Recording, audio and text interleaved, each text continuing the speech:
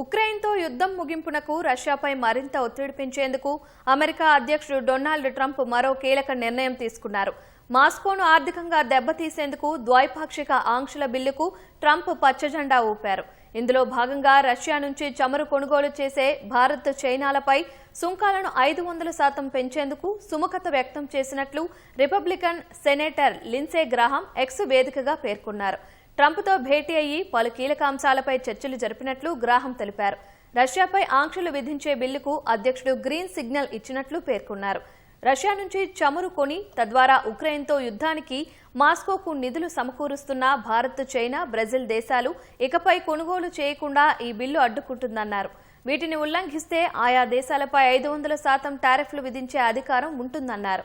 ఈ బిల్లుపై త్వరితగతిన ముందుకు సాగుతామన్న గ్రాహం దీనిపై వచ్చే వారం ఓటింగ్ జరగనున్నట్లు వెల్లడించారు. రష్యా చమురు కొనుగోలుదారుల్లో చైనా మొదటి స్థానంలో ఉండగా భారత్ రెండో స్థానంలో ఉంది.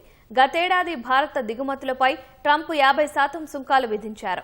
ఈ నేపథ్యంలో వాణిజ్య ఒప్పందానికి సంబంధించి ఇరు దేశాల మధ్య చర్చలు కొనసాగుతున్న వేళ ఈ బిల్లుకు ట్రంప్ గ్రీన్ సిగ్నల్ ఇవ్వడం ఆందోళన కలిగిస్తోంది.